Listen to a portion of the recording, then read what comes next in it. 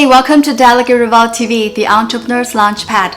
I am Tess. I recently had a conversation with my friends in Shanghai. They both have kids and they were telling me how competitive it is for kids to be studying, competing in school nowadays. And they said there are two districts that are especially bloody. That means the competition is so fierce. And I say, why these two areas? They say, well, because there are many kids who come from family that don't grow up from Shanghai. They came from other places and now their parents work in Shanghai. And those parents, they are usually very highly educated. They're super driven and successful, and they instilled that value into their kids. And that's why to be able to compete with their kids, it's much harder for the local kids to stand out for a future college application. And when they said that, I somehow immediately think of how in the United States, how people think of immigrants, especially Asian immigrants. Because in US, I have heard some of my friends, and they have moved their kids from school because there are too much Asian kids in there. They feel that it's too competitive there, and they rather move them to an area where there are less Asian kids, less pressure on competition, and easier to stand out, and more opportunity to apply to a good school in the future. So this is one example. When I was in New York, many of my friends live in Newport. It's a very new area right across the Hudson River facing Manhattan. It's mostly high-rise, it's very modern, very clean. For a long time, I don't understand why some of my colleagues, they all live in Manhattan, Lower East Side, Chelsea, for example. And these are the areas like what you see in Sex and City. That's where Carrie lives, except that what you see in TV, of course, is more beautiful, more classy. But in real life, a lot of those buildings there are super old. To me, they're old and they don't have elevator, for example. I travel a lot. Whenever I think of lifting my luggage on and off those stairs, I would tell myself, forget it.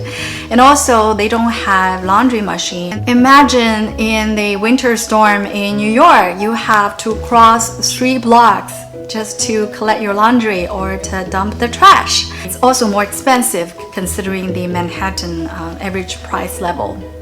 So I never understand why most of my American colleagues love to live there until I had a conversation with my friends in Shanghai, because he said, you know, as for us Shanghainese, we can never imagine living in Pudong, which is a new area right across Shanghai, a river away, where you see all those high-rise Orient towers.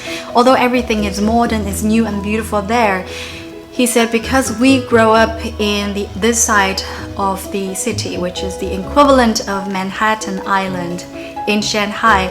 We grow up here, our childhood memories are here, and even when we see somebody dumping trash, to us it means nostalgia. So that helped me realize that because I don't have the emotion connection with New York City, because I didn't grow up listening to stories about Frank Sinatra, the anecdotes about New York in all media and movies.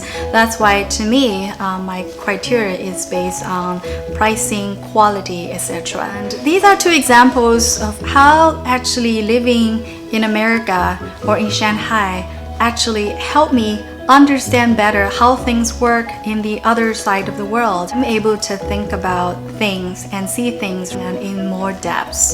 So if you are considering going to live or work or study in a new country, or if you're considering sending your kids to study in a new country, here are the advices that I will give you. First of all, when you go live in a new country, you will definitely acquire a new perspective on life. Not only help you understand the new country better, but it can also help you have a new perspective on the place that you grow up with. Number 2 is you will definitely meet some challenges, because one of the key elements that determines how happy you are is your social network. How much support that you feel from your human relations. As an outsider, it's more challenging for you to establish the human connections, compared to the locals, obviously, because everything built on the emotional connections in the past, especially where you go to high school, where you go to college. These are the golden period where you build a lifelong connection, emotional connection. It's more challenging for me, although I have way to overcome it, to establish connection, to get resource compared to the locals would have. And that had made me work harder and more creative in terms of thinking what I can offer to other people in exchange for their help. All of these has made me more positive and more grateful for everything that I have, because I take nothing for granted, and I always am proactively thinking, what can I do for them to help them as well. Actually, number 3 is whether you want it or not, you will be forced to open up. You will be more open to new things, more way of thinking, and be more relaxed. This is one of the biggest change on me, because when I first came to America, I was a bit more shy and a bit more elusive. As part of my true color, I have some really good friends in Shanghai that I see every year, every time I go back home. And they told me they have witnessed my evolution over decades, how I have become more relaxed, be more open and more positive. I would never imagine that one day I would be talking to you guys on YouTube 10 years ago. Actually, I wouldn't even think that would be possible a year ago. So all in all, I would say living in a new country definitely expedite your personal growth, and that has made me much more positive and full of optimism, which is a critical ingredient to make a good entrepreneur. I resigned from a corporate job 2 years ago to start my own business, and every day I am grateful for what I am allowed to do. I'm grateful that I am having the opportunity to hustle on things that I am interested in. Although this journey is filled with anxiety and frustration, and I'm still grateful because I am frustrating over things that I own, or frustrating over my own venture, my own business, over my own idea. My journey has just begun.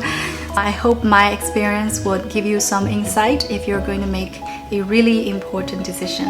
Thanks for watching Delicate Revolt TV. See you next time.